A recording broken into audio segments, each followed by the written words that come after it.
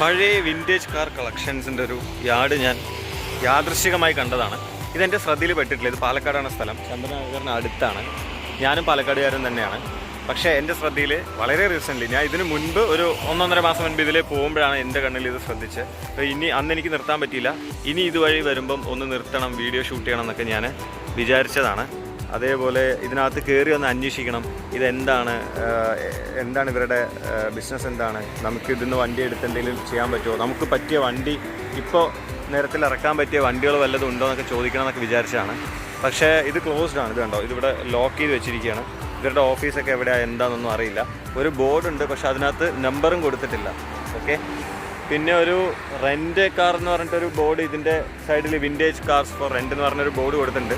അതിലെ നമ്പറിൽ വിളിച്ച് ചോദിച്ച് നോക്കണം ഇവരുമായിട്ട് കണക്ഷൻ ഉണ്ടോ, ഒരു സെയിം ടീമാണോ എന്താണ്. അപ്പോൾ ആ നമ്പർ ഞാൻ എടുത്തു വെച്ചിട്ടുണ്ട്. ഇവിടെ ഏറ്റവും കൂടുതൽ മെറ്റഡോർ ഉണ്ട്, ഇഷ്ടംപോലെ മെറ്റഡോർ ഉണ്ട്. അപ്പോൾ എനിക്ക് തോന്നുന്നു ഈ എന്താ പറയുക, മൊബൈൽ ഫുഡ് കോർട്ടില്ലേ, മൊബൈൽ ഫുഡ് കോർട്ടൊക്കെ ചെയ്യുന്നവർക്ക് മെറ്റഡോർ എടുത്തൊക്കെ ചെയ്യാൻ പറ്റും. ഇഷ്ടം പോലെ ഉണ്ട് മെറ്റഡോർ. ചുരുങ്ങിയ ഒരു 10-15 കാണും, ഉള്ളിലേക്കും ഉണ്ട്. പിന്നെ അതേപോലെ അംബാസഡറാണ് ഇതിലുള്ളതിൽ ലേറ്റസ്റ്റ് വണ്ടി എന്ന് പറയാം. അതിനും പഴക്കമുള്ള അംബാസഡർ മോഡലുള്ള എനിക്കിതിൻ്റെ പേരൊന്നും അറിയില്ല. എനിക്ക് വണ്ടികൾ ഇഷ്ടമാണ്, പക്ഷേ വണ്ടി കണ്ടാൽ ഇതേതാ മോഡൽ, ഇതേതാ എൻജിൻ, ഇത് എത്ര പവർ, അങ്ങനെ പറയുന്ന അത്രയും വണ്ടി ഭ്രാന്തൻ എന്ന് പറയുമ്പം ഒരു വണ്ടി കണ്ടാൽ ഓക്കെ ഇത് ഇന്ന സ്പെസിഫിക്കേഷൻസ് ഉള്ള വണ്ടി, അത്രയും ഡീറ്റെയിൽഡ് ആയിട്ട് പറയാൻ പറ്റുന്നതാണ് വണ്ടി ഭ്രാന്തൻ. അപ്പോൾ ഞാൻ ആക്ച്വലി ഒരു വണ്ടി ഇഷ്ടപ്പെടുന്ന വണ്ടി പ്രേമിയാണ്, ശാന്തനല്ല, അങ്ങനെ വേണമെങ്കിൽ പറയാം. എനിക്ക് ഇഷ്ടംപോലെ വണ്ടികൾ വാങ്ങിച്ച് നിർത്താൻ ഇഷ്ടമാണ്.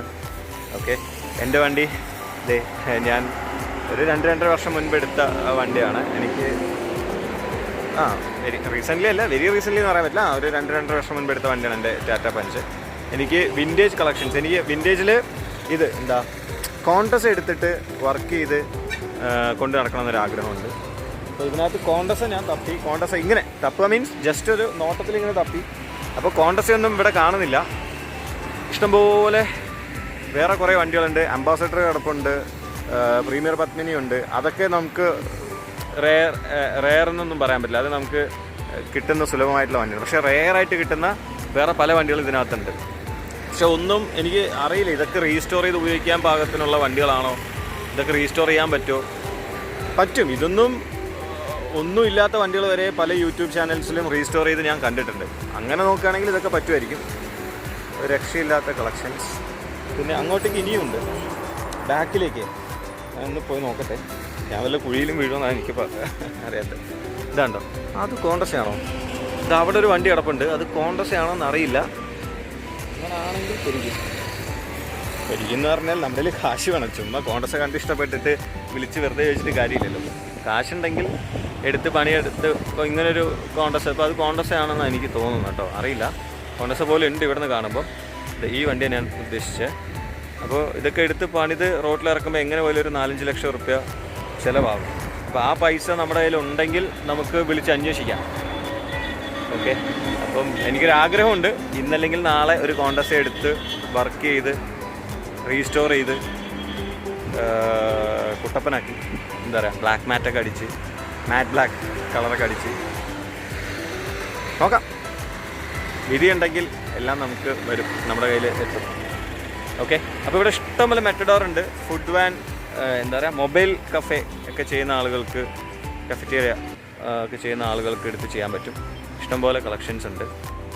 എന്തായാലും ഇവർ ചുമ്മാ എടുത്തു വെച്ചതല്ലല്ലോ, ഇതൊക്കെ വിൽക്കാനുള്ള വണ്ടി തന്നെയായിരിക്കും. അതുകൊണ്ടാണല്ലോ ഇങ്ങനൊരു യാർഡും ഹൈവൻ്റെ അടുത്ത് ഇതൊക്കെ ഉള്ളത്. അപ്പോൾ ഇതാണ് സംഭവം. എനിക്ക് അടിപൊളിയായി ഇഷ്ടപ്പെട്ടു, ഓരോ വണ്ടികളും ഇഷ്ടപ്പെട്ടു. ഇതിൻ്റെ ഗേറ്റ് അപ്പുറ സൈഡാണ് കേട്ടോ, കണ്ടോ. അവിടെ ഒരു വണ്ടി ക്യാരി ചെയ്ത് കൊണ്ടുവന്നിട്ട് ആ വണ്ടിയുടെ പുറത്ത് തന്നെ ഇറക്കിയിട്ടില്ല. ഇവരുടെ ഓഫീസ് ഒന്ന് കണ്ടുപിടിച്ച് സംസാരിക്കാൻ പറ്റുമോ എന്ന് ഞാൻ നോക്കട്ടെ. പക്ഷേ എന്താ സംസാരിക്കണമെങ്കിൽ ഇത് എന്താ പരിപാടി, ഏതാ പരിപാടി, നമുക്ക് യൂട്യൂബ് വീഡിയോ എടുക്കാൻ പറ്റുമോ ചോദിക്കണം. അല്ലാതെ ഇപ്പോൾ ഇതിൽ ഒരു വണ്ടി തരുമെന്ന് ചോദിക്കാൻ പറ്റില്ലല്ലോ. കയ്യിൽ കാശുണ്ടെങ്കിൽ നമുക്ക് ചോദിക്കാം. വണ്ടി വിലയും എന്തൊക്കെയാണ് സ്പെസിഫിക്കേഷൻ, അങ്ങനെയുള്ള കാര്യങ്ങൾ, ഇതെങ്ങനെയാണ് ഇവർ തന്നെ റീസ്റ്റോർ ചെയ്ത് തരുമോ എന്താണെന്നൊക്കെ നമുക്ക് വേണമെങ്കിൽ ചോദിക്കാം. പക്ഷേ നമ്മുടെ കയ്യിൽ ക്യാഷൊന്നും ഇല്ലാതെ, നമ്മളൊരു പ്ലാനും ഇല്ലാതെ ചുമ്മാ കയറി ചെന്നിട്ട് ചോദിക്കാൻ പറ്റില്ല. അപ്പോൾ അതുകൊണ്ടാണ് എന്തായാലും നോക്കാം. ഇന്നിപ്പോൾ എനിക്ക് സമയമില്ല. അടുത്തൊരു ദിവസം ഇവിടത്തേക്കായിട്ട് വന്ന് ഇതിൻ്റെ അപ്പുറത്ത് മെയിൻ ഗേറ്റ് അപ്പുറത്താന്ന് തോന്നുന്നു. അപ്പോൾ അവിടെ പോയി അവരുടെ ഓഫീസിൽ കണ്ട് സംസാരിച്ച് ഡീറ്റെയിൽഡായിട്ട് ഓരോ വണ്ടിയുടെ അടുത്ത് പോയിട്ട് എന്തെങ്കിലുമൊക്കെ വീഡിയോ ചെയ്യാൻ പറ്റുമോ എന്നുള്ളത് ഞാൻ സംസാരിച്ച് പിന്നീട് ഇതിനു വേണ്ടി ഒരു ദിവസം വന്നിട്ട് ചെയ്യാമെന്ന് വിചാരിക്കുന്നു. ഓക്കെ, തൽക്കാലം ഇന്ന് സ്റ്റോപ്പ് ചെയ്യുന്നു.